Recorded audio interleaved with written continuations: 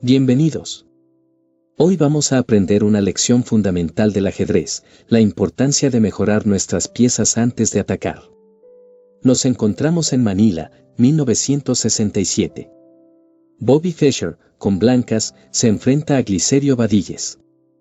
Es una partida fascinante donde Fischer demuestra cómo mejorar sus piezas gradualmente hasta obtener una posición dominante. A lo largo de la partida, verás cómo el gran maestro no se apresura en atacar, sino que primero coloca cada pieza en su mejor casilla. Esto es clave en el ajedrez, un ataque sin piezas bien ubicadas suele fracasar, mientras que una mejora constante te da control total del tablero. Empecemos. Bobby Fischer empezó la partida con E4, C5, caballo a F3, E6, D4, C por D4, caballo por D4, caballo a C6, caballo a B5, D6, alfil a F4, E5, alfil a E3, A6, caballo 5 a C3, caballo a F6, alfil a C4 y alfil a E7. Y aquí, vamos a hacer nuestra primera pausa para entender lo que está sucediendo. Las blancas quieren ocupar la casilla débil en D5 con una pieza, pero a la vez tienen el problema que no saben cómo van a desarrollar el caballo de B1. La casilla natural del caballo de B1 es la casilla de C3, pero esta casilla ya está siendo ocupada por el otro caballo. Y una jugada como caballo a A3 es mala, porque confinas al caballo al borde del tablero en donde no tiene ninguna utilidad. Caballo a D2 tampoco es buena, porque obstruye la coordinación de las piezas blancas, por ejemplo, la dama blanca ya no puede defender la casilla de D5, el alfil en E3 ya no puede retroceder, en caso de que el caballo de F6 vaya a G4 con la intención de eliminarlo. Y tampoco es buena la jugada, caballo a D2, para llevarlo a F3. Ya que después de que las blancas enroquen, podrían intentar jugar peón F2 a F4 para romper el centro, y así, abrir la columna F para su torre, y si el caballo estuviera en F3, este plan no fuera posible. Entonces, ¿cómo podemos mejorar la posición de nuestras piezas? Las blancas encuentran un plan que le resuelve sus problemas, y es caballo a D5. Con esta jugada Fischer busca eliminar un defensor de la casilla de D5 y así, desalojar la casilla de C3 para su otro caballo. Caballo por D5. Por supuesto, no se podía jugar. Caballo por E4, porque vendría alfil a B6. Dama a D7. Y caballo a C7 jaque. Y las blancas ganan la torre de A8. Alfil por D5.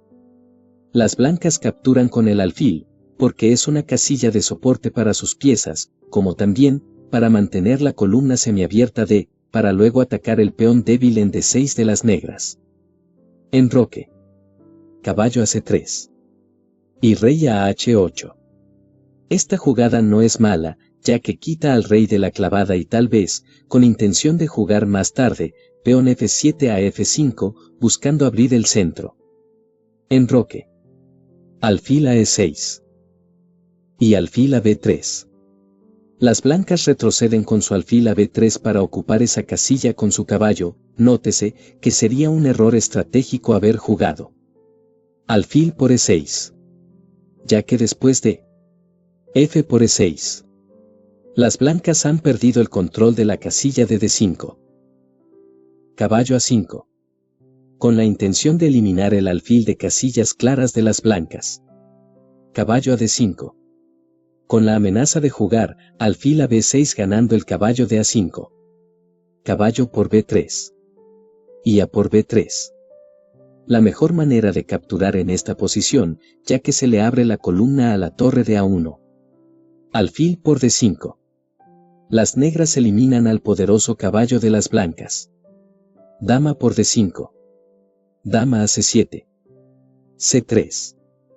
Y G5. Y ahora llegamos a otro momento importante de la partida, las blancas necesitan encontrar un plan.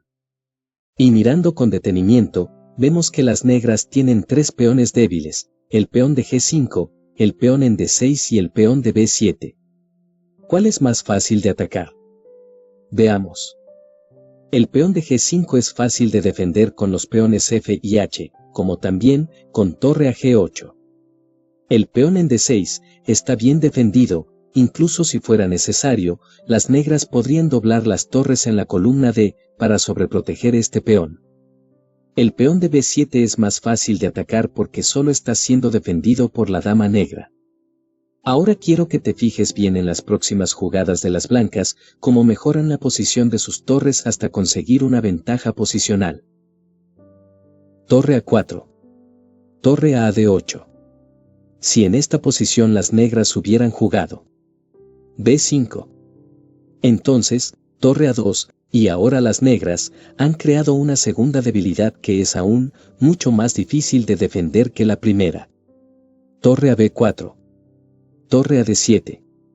Torre a B6. Rey a G7. Torre a 1. F5. E por F5. Torre por F5. Torre a 4. Torre a F8. Torre a C4. Dama a B8. Y torre C a B4. Las últimas jugadas de Fischer han sido exclusivamente el mejoramiento de sus torres.